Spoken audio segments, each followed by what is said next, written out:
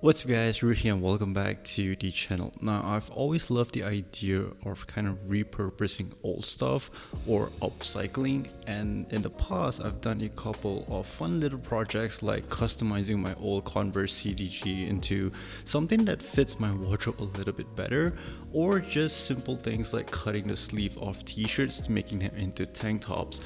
Now whether you look at it from a sustainability standpoint or just another method to kind of prolong the lifespan of your garments, I think it's just cool to sort of own something that is a one of one. That is why I am so incredibly excited for today's video, because we will be showcasing and introducing a brand that I feel not many of you guys may know about, that focuses on kind of upcycling old jackets and turning them into very interesting clothing accessories, which I had the absolute pleasure to be able to collaborate with them to create this one of one Nike Lab ACG piece. But before we continue to further into today's video, it would be very much appreciated if you could go ahead and hit the subscribe button down below if you are new to the channel or just haven't been subscribed yet, as it really does help the channel out a long way.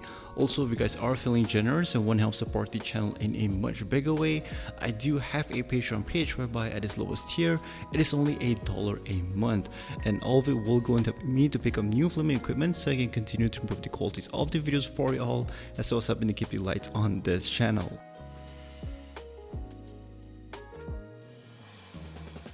Balak is an independent brand that's being run solely by its founder and designer Ki Sung-jin. Currently based out in Poak, the brand looks into purchasing old or damaged jackets and repurposing them into different types of accessories. From neck gaiters to hats, hand warmers, and even apparels, everything is designed and handmade by the man himself. Furthermore, because these are all made from old garments, no two pieces have the exact same look. In South Korea, the bundle and secondary market is actually a relatively large industry. Last year I brought you guys through to one of the many bundle markets here in Seoul, and in there you could find piles and piles of clothes that are being sold for a relatively cheap price.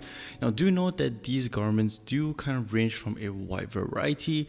However, the brand do have some connections with certain dealers that enables them to find and curate certain branded jackets such as Stone Island, CP Company, and because these jackets are usually damaged or do have a lot of cosmetic flaws, they are able to purchase them for a relatively cheap price.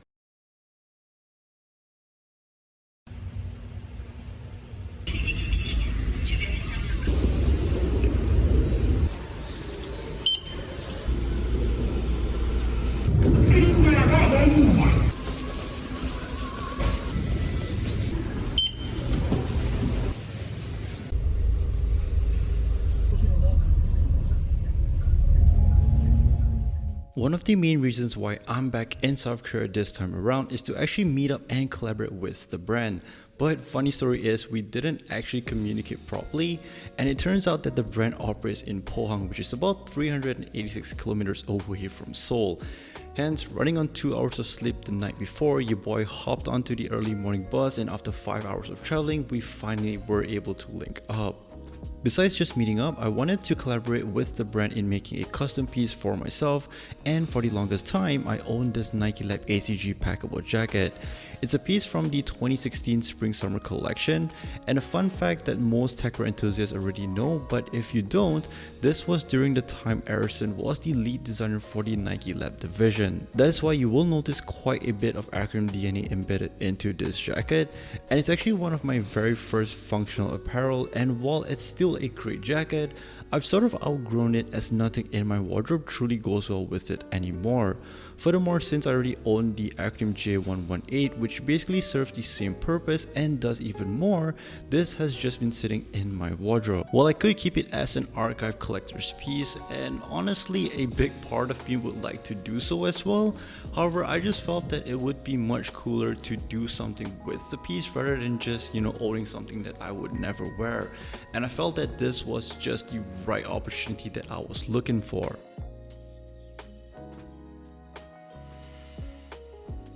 Overall, I am so stoked as to how this piece turned out. I think Sungjin did an amazing job, and it's definitely one of the most unique accessories I own at the moment. First off, while the brand refers to it as a balaclava, I would say this is more of a neck gaiter with a hood attached to it. Every detail that you are seeing here came from the jacket itself, and we tried to incorporate most of the significant parts of the jacket. While the materials come mostly from the jacket, the silhouette was designed from the ground up. One thing that I specifically requested was to have the hood completely redesigned, as I hated how the old one was just way too small for my head. This new hood is made from the body of the jacket instead, allowing it to be made much larger, and the zipper lining detail adds this very raw and deconstructed feel. The only new addition that we implemented was the inside liner, as the Gore-Tex windstopper fabric was a little too thin and light for the piece to hold its shape. By having a secondary layer, it makes the fabric slightly thicker, thus being able to hold up better. Additionally, the inner cotton lining is also much more gentle towards the skin, and paired with the windstopper fabric creates a rather decent heat insulation. Now, one of the coolest detail of this piece is the Nike ACG font on the front of the face covering. Originally, it came from the back of the hood, but we cut it up and placed it on the front instead.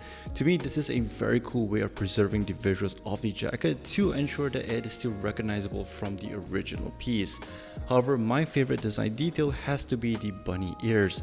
This was actually his girlfriend's design suggestion, and I absolutely love how it gives out a more playful charm towards something that looks very technical. We basically repurposed the sleeves of the jacket to make the ears, which turns out super cool because there are these graphical details on them that adds a very subtle asymmetrical visual.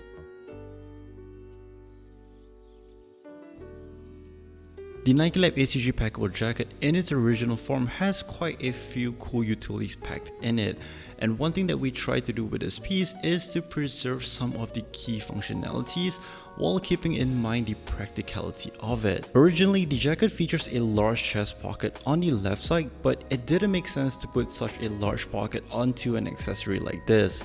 Instead, we used the section of the hand pockets to create the body of the neck gaiter while still maintaining its functionality.